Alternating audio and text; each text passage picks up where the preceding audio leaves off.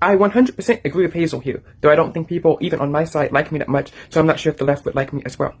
However, in the wake of Charlie Cook's assassination, there's a growing sentiment on the online right that the left wants to kill us and thus the right should unite to fight the left, putting petty squabbles aside. And I sort of agree with them, with some caveats. The right should unite, but we are conservative, we have to conserve something.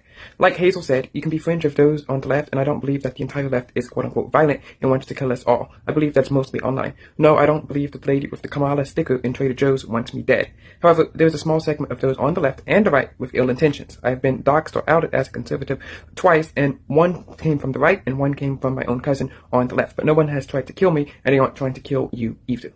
This belief allows people to glaze over people with major personal failings. I like to preface this that this is not an attack on the fans of these people. I like you all, and you're not horrible people. No, the right should not unite with people like Andrew Tate and Nick Fuentes. Andrew Tate is a horrible misogynist person who has abused women and ran a sex cam business. The message he sells to young men is one that says that women and the Matrix are out to get them, and that is just fundamentally untrue. We on the right do not have to unite with this just because he said one based thing. Yes, Fuentes may be funny, but he has horrible beliefs, believing the Jews control everything and just being genuinely anti-Semitic just because he had a crush on a Jewish girl once. There is no reason to unite with him, and doing so opens up the tent for people like once great journalists Tucker Carlson and Candace Owens to explore disproven kooky ideas like Churchill was the chief villain of World War II in Talking to the Enemies of America, or believing that the First Lady of France is actually the first man and that the Jews shot Charlie Cook from a hidden trapdoor because the military jet took off from Egypt or something. We must disavow the conspiratorial anti-Semitic right. Matt Walsh recently did a segment about a man who threatened to kill President Biden on Facebook, and over on X, some quote-unquote conservatives allied with Fuentes sent death threats to other conservative accounts because of a disagreement on Israel.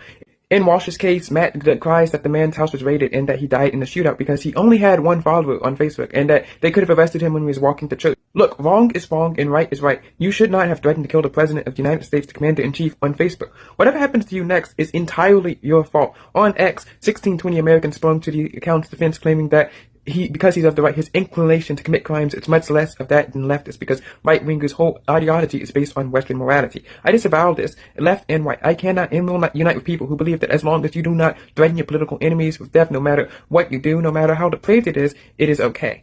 I'm a very forgiving and open person. If you tell racist jokes in a group chat, I really do not care. If you don't support Israel as much as I do, or maybe believe that both sides are bad, I believe you may be misguided, but I will still unite with you. If you don't believe in a full abortion ban like I do, I will still unite with you.